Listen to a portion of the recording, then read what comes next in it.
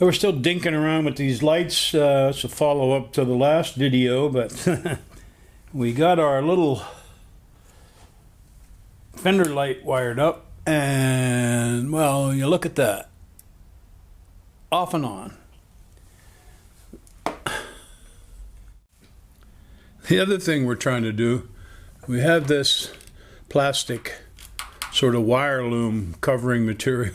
We're trying to tuck those wires in there and make them look tidy. Obviously, at some point, this will go right round like that, and it would just make a loop. I know that they sell things. I know, like old Model A Ford had a nice sort of chrome loom that screwed on here and came around. And we have trouble with that with ours because our connections are inside there, so it's a little hard to do. But we split this thing. And I got to tell you, that's the most exasperating material I've ever seen.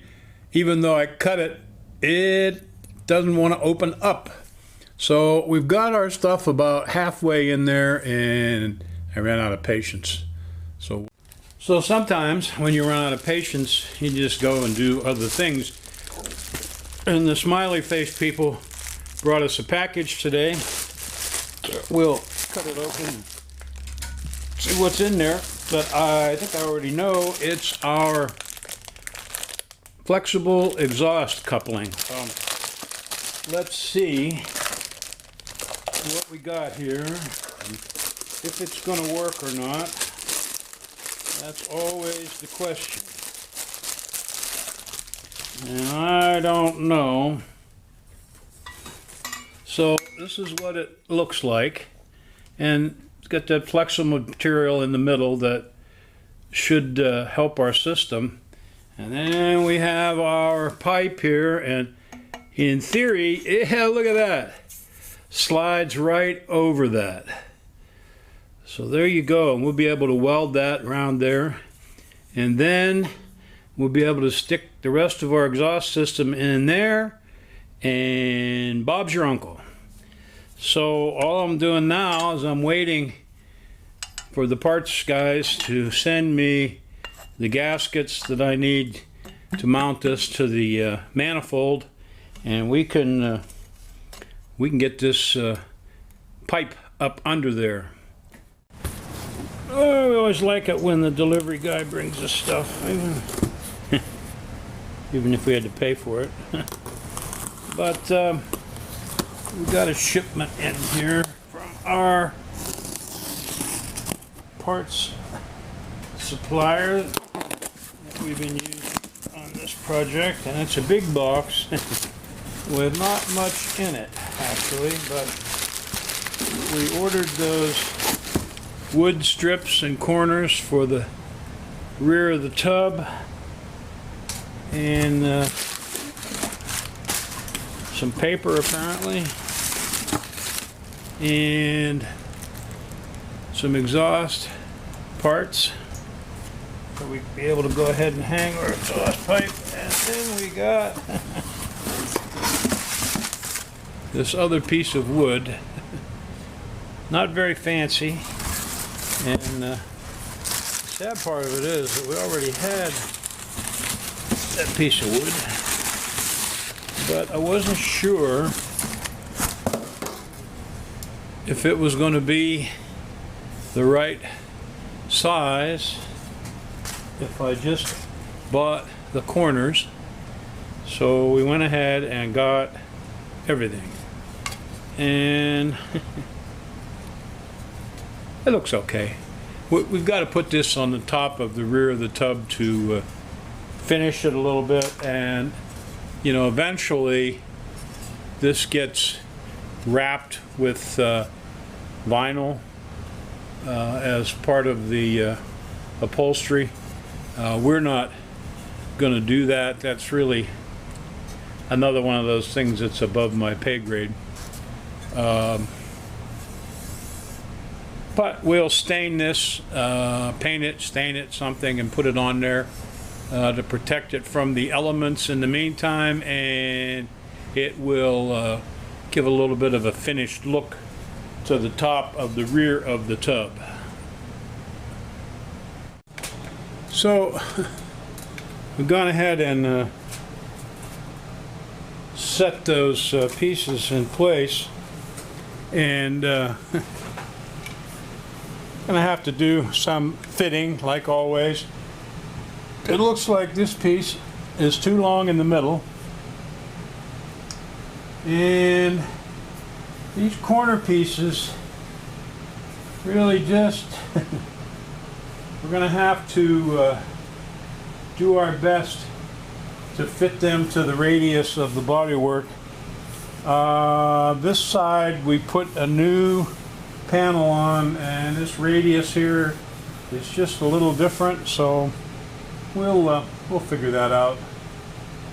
And then I know that there's a video on YouTube about how to upholster or cover these pieces, and what I need to see is if this piece and this piece get bolted right, butted right together, or if we need to leave a little gap in between there for the upholstery people later on. I believe that we need a little gap in there because they upholster these pieces separately, and they wrap the upholstery around the end of the material to give you a nice finished edge. So we'll have to allow some room there for that. Down here you can see this is the piece that we had before, and the corners that we had before really are quite a bit different, and that's why I went ahead and ordered these new pieces, because they come all the way around here and come all the way up here, and then the rest of this edge is finished. So that'll give us a little bit of finished edge. I could could have made the metal piece there, and I actually could put a little bit of metal trim on top of this if I decide, but I think we'll just probably just, I don't know, probably really should paint it green for now.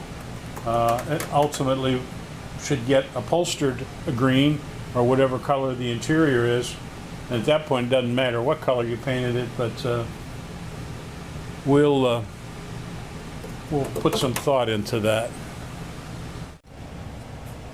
We're going to continue on with our wiring, and we'll pick an easy job first. We've got the fuel pump here, and we know that one lug of the fuel pump, the power side, goes to the power side of the ignition coil, and the other lug from the fuel pump goes down to ground. In this case, this car originally was 12-volt positive ground, and we're going to continue that. So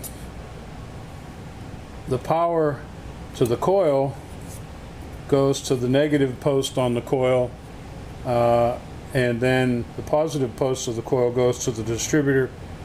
So the same deal, the power feed to the coil will feed the fuel pump. That way when you flip the ignition on, the power goes to the coil. It also runs the fuel pump. We went ahead and bolted our downpipe here to the exhaust manifold, and I think previously I had run a 3/8 standard tap up through them, and I had some stainless bolts, so I've run those up through there, and then at least on these two outside ones I was able to get a couple of nuts. And our custom made pipe fits pretty good. It's a little tight right here. Get some engine shake, that's going to hit that steering mount, and I could either dimple that pipe a little bit there, or I'd rather not, but I could just sand a little bit the edge of that mount, give it a little more clearance. The bigger problem I have, quite frankly, is there's not enough bend right here, or it may actually need a bend up in here, and that would solve that problem, because the pipe is ending up pointing down, sort of not running parallel with the bottom of the chassis. And you know, it's easy enough to fix. I could just pie cut this here and tweak it a little bit and weld it back together, and do the same thing down there. I could maybe take it back to the pipe place and see if they can put a little more radius in the pipe here without crushing it. That would be the best way. But I really, at this point, need to get the rest of the system hung up underneath there so I can see where this pipe actually needs to be. I might be confusing myself looking at it and make a bunch of changes that I don't need to make. So we'll have to dig the rest of the system out of storage and see if we can get up underneath the car and have a look at that. Right now the car is on our quick jacks, and one of the downfalls to the quick jacks is that it's not easy to do anything under the middle of the car because quick jacks take up all the space. So what I could do is let it down on stands and then take the quick jacks out, and then I'd be able to get up underneath there. And that's probably what I'm going to have to do, because I got to get up under there anyway and hook up the speedo cable and check a few other things. So at some point I'm going to have to do that, and we'll work up to it.